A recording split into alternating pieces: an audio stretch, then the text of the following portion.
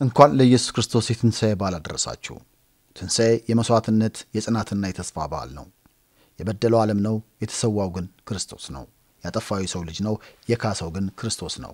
ባለዕዳው ሰው ነው፣ ከፋዩ ግን ክርስቶስ ነው።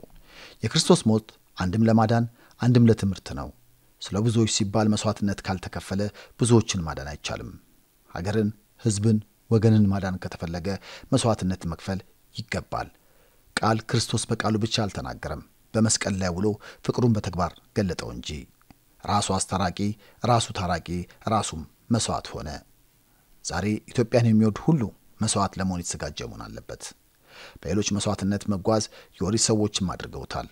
1000 በጎችንና 1000 ፍየሎችን ሰውተው ነበረ፣ አልሆነም እንጂ። ሀገርን ማዳን የሚቻለው ሌሎችን በመሰዋት አይደለም፣ ራስን በመሰዋት እንጂ። የራስን ጉልበት ጊዜና ዕውቀት በመሰዋት እንጂ። የራስን ክብርና ኢጎ በመሰዋት እንጂ። ሀገርን ለማዳን ወደ ትህትና፣ ወደ እርቅና ወደ ምክክር መስቀል አውርዶ ራስን መሰዋት ያስፈልጋል።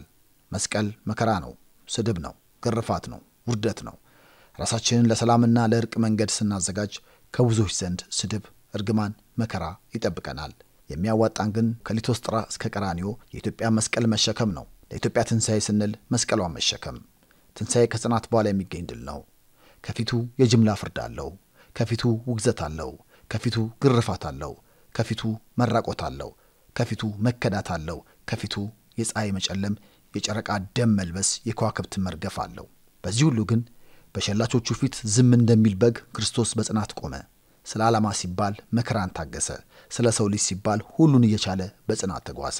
አገር ጽናት ትፈልጋለች። በመከራዎችና በውግዘቶች ፊት በጽናት መቆም፣ በስድብና በንቀት ፊት በጽናት መቆም፣ እንደ ፀሐይ የሚታዩት ሊቃን ሲጠፉ፣ እንደ ከዋክብት የሚታዩት ክቡራን ሲረግፉ በጽናት መቆም፣ አብረው የነበሩ ፈርተውና ተሸጠው ሲክዱ በጽናት መቆም ሀገር ትፈልጋለች። በሚጸኑት ዘንድ የኢትዮጵያ ትንሣኤ እጅግ ቅርብ ብቻ አይደለም፣ የሚታይም ነው። ትንሣኤ ተስፋ ነው። ፈተናው እንደሚያልፍም ተስፋ ይሰጣል። አርብን ላየ እሁድ የሚመጣ አይመስልም ነበር። የመቃብሩን ድንጋይ ላየ የሚነሳ አይመስልም ነበር። ማህተቡን ላየ የሚፈታ አይመስልም ነበር። ጨለማውን ላየ ብርሃን ሩቅ ይመስል ነበር። ሁሉም ግን ተገለበጠ። ታሪክን የታሪኩ ጌታ ለወጠው። ተስፋችን በደጅ ነው። አርብ ላይ እሁድን እናየዋለን።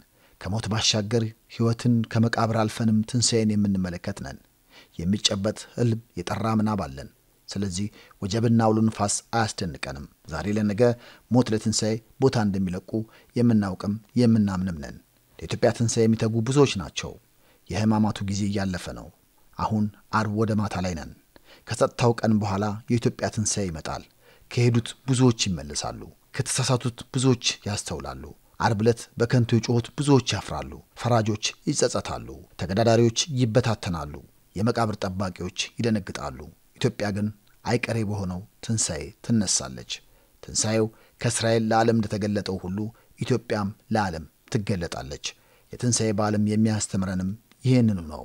ኢትዮጵያ በልጆቿ ጥረት ታፍራና ተከብራ ለዘላለም ትኖር።